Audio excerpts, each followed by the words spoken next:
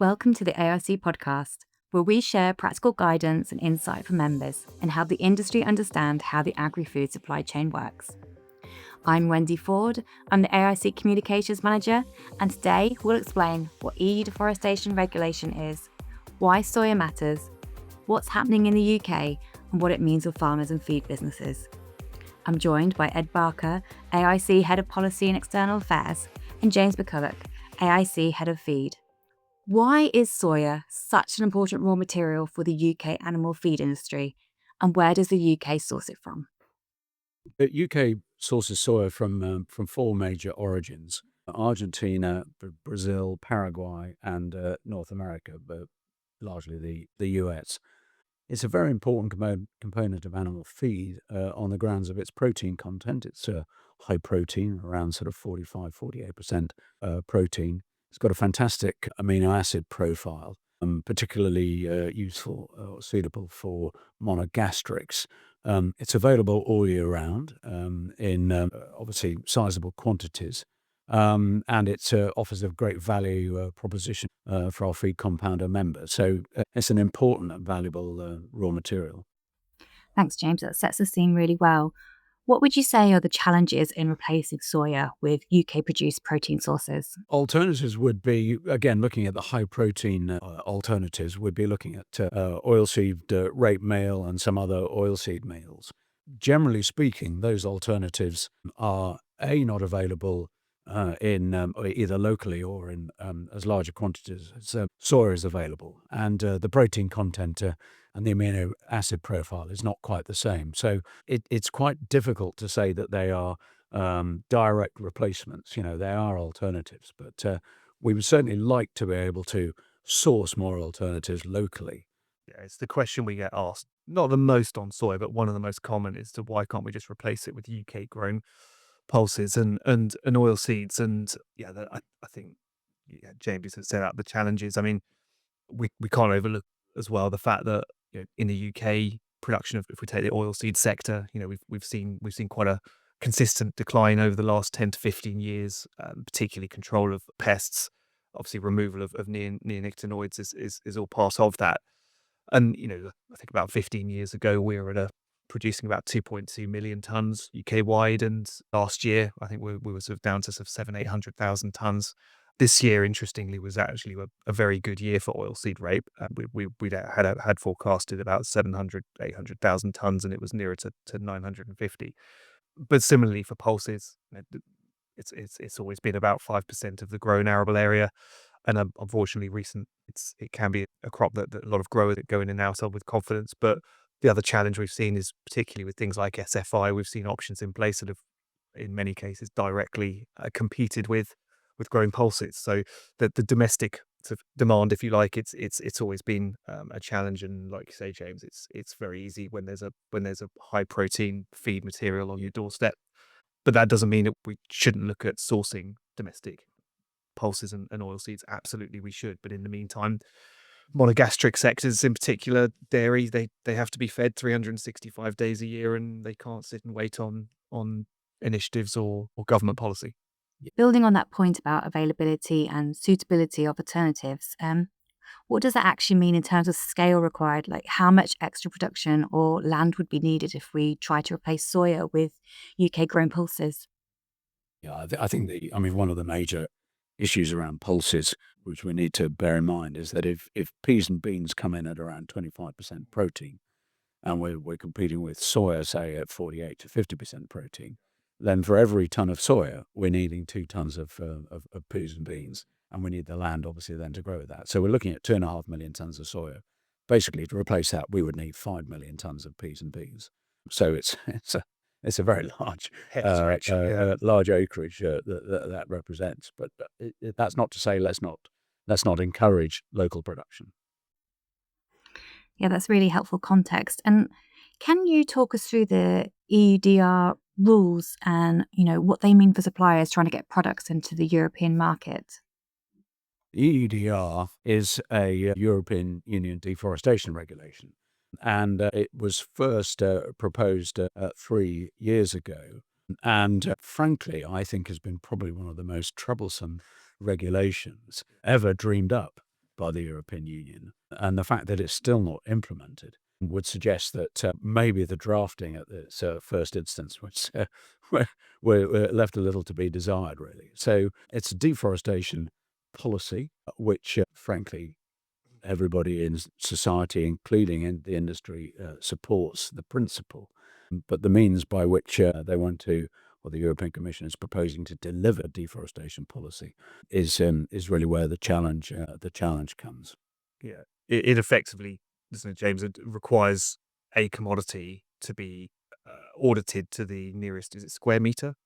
Effectively with a geolocation origin where it's being grown. And this isn't just soya; it covers palm, coffee, cocoa, and basically what it's saying is if you want to supply it and put it on the market in the European Union, you have to provide the geolocated coordinates effectively of where that product was grown that you have to supply on an annual basis. Inevitably, the challenge is these are commodity products that get shipped around the world. These aren't widgets. You can see the challenges immediately of having to identify, some soy meal, some cocoa, right back to the origin point using geolocation and coordinates to do that. And I think that's how that is done has been perhaps part of the reason why 3 years later we still haven't got the legislation in place. And again, the risk for those involved in that commodity supply chain is that the regulation applies at the point of entry, in other words, at the point of import. So if you don't have the evidence that explained, then you would be prevented from actually placing that product on the market with all the costs that involves. So yeah, it's quite a high bar that they've set as far as the European Union is concerned. And looking beyond the EU rules, can you explain what the UK's own deforestation regulations look like and how they differ from the EU's EUDR? Well, again, the UK put forward a proposal for a deforestation policy in the Environment Act in 2021, I think, Ed, wasn't it? Yep. It was first consulted on, I think it was first announced actually at the end of 2020. That's how long ago it was, because I just joined AIC. So that's when it first started. So before the EU had started its legislative proposal, interestingly. And that was called the UK Forest Risk Commodity Regulation, and is markedly different to the EU proposal, but is obviously designed to achieve the same end, which is deforestation-free supply chains. In the case of UK proposal, it was covering deforestation and conversion. So, and did not apply at the point of import, but required due diligence on the part of businesses involved in those supply chains to basically deliver an annual report demonstrating what due diligence they carried out to ensure that the commodities that they handled in their supply chain were not associated with deforestation. So unlike the EU, it was almost like an enhanced risk assessment, no requirements for geolocation of the product itself, but it applied to everyone in the supply chain, didn't it? So in the EU, it's just the people who are importing it and placing it on the market. The UK proposal suggests not only the people bringing it on the market, but the feed company you sell to, the milk dairy processor, the retailer, where all that soy is embedded in the supply chain, which is obviously quite a big point of difference. And looking at where things stand now with implementation, what is the current timeline for the EUDR? Well, the implementation now has been delayed for a second year. So the anticipation is that it'll be implemented on the 30th of December 2026. The way the text is written and is now agreed is that any revision of EUDR has to be, of the text of EUDR has to be tabled by, I think, the 30th of April 2026, because for the last 2 years, we've, as an industry sector and a supply chain, entered into the latter end of 2024 and 2025, not actually knowing A, the terms of the regulation, and B, whether it would be implemented, which has frankly been a bit of a disaster. So I think it's been recognised that the Groundhog Day of EUDR just does not want to repeat itself for 2026. So if there is going to be any revision to the text, we should see that by the end of April 2026. And also, when it was initially proposed, I mean, 4 years ago, we had a completely different commission. We had a different European Parliament, different institutions. We had a different government in the UK, and at the time, I know it feels a long time ago, but everything was about making net zero commitments. There was a lot of environmental legislation, and just the environmental agenda was arguably much higher up the political policy priority, wasn't it? You had all of these, targets being put in place in vehicles, in net zero, livestock. Um, in the UK, we had the Boris Johnson government, and for the UK legislation, it was Zach Goldsmith overseeing it. That now feels like a bit of a lifetime away. We've had cost of living crisis in the meantime. We've had inflation. We've had Ukraine. All these things I think have happened, and I guess it would probably be fair to say, James, that the fact that the EU's had to postpone this legislation twice, probably tells you that the gap between theory and practice is still hasn't probably quite been bridged. And the fact is, it was put on the UK legislative statute in 2021.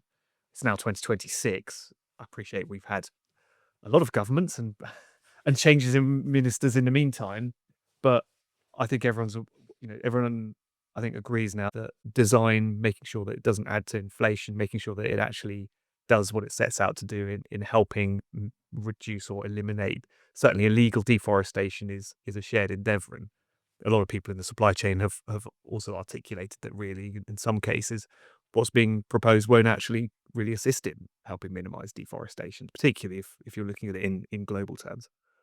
Yeah, I would agree, Ed. I mean, there's no doubt that when as you do and I do, go to Brussels, the mood music over there has changed quite dramatically. There's a lot more discussion around European food security, a lot more focus on production of food. So any regulation, albeit with correct and noble aims in terms of preventing deforestation, if that has any impact on the availability of feed and then therefore food in the European Union, then that's got to be taken into consideration. So, with that in mind, given all the uncertainty around timelines, how likely is it that the EUDR will be amended before implementation? And what kind of changes, if any, should the supply chain realistically expect? Well, as I say, the new text enables for revision of the regulation, and there's been a lot of activity in the European Union to try and include EUDR into the omnibus simplification package. In other words, to water down perhaps some of the proposals or the original proposals or the way EUDR might be implemented. And we think that it's unlikely there to be any substantial changes to the regulation, largely because, just by what we've just said, the green lobby and the green control within the European Parliament is still quite strong, and so I'd be interested to hear what Ed thinks. But we may see some tinkering around the edges as far as EDR is concerned, but I think there is now an appetite to get it implemented and see how it operates. It's also not very long. If we're talking, is it end of March? That we're effectively looking at. It's not given how slow things generally move through EU legislative agendas. That's not much time to come up with a proposal. And in the past, when we've had when EU deforestation regulations have been paused, they or um, rolled over for another year, they've been done largely because of a necessity. We'd got so late in the day that there wasn't any alternative, and a will was found. But with the sort of we're here in January. I I I don't sense that there's that urgency within the commission. Knowing that we've got all the way until 2027 until it's implemented. That without that urgency, I don't know quite what substantial changes we will see. I could be wrong. We could see a change in terms of reporting, maybe a phased in structure, maybe removal of required checks and suspended checks in the first few years, possibly. Who knows? But it really isn't long, and I think it's safe to say something will clearly be coming in. It's just what that looks like, and of course, for the supply chain that tries to effectively buy commodities often years in advance, it's hugely destabilizing to the global commodity trade and trying to be able to provide accurate and consistent um, prices to farming customers in Europe and well, I guess in the UK as well.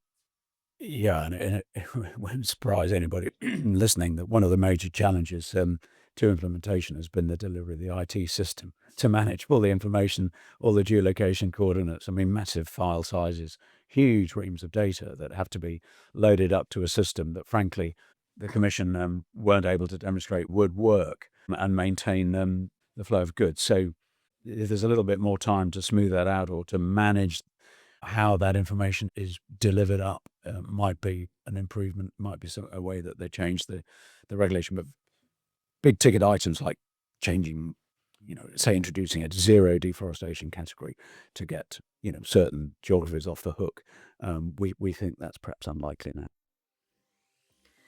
So that's part one.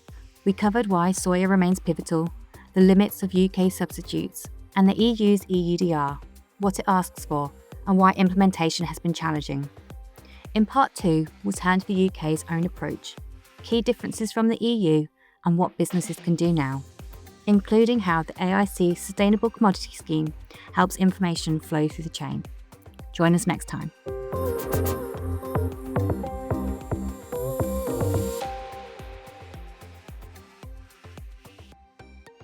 The views and opinions expressed in this podcast are those of the host and guests and do not necessarily reflect any organisation they represent.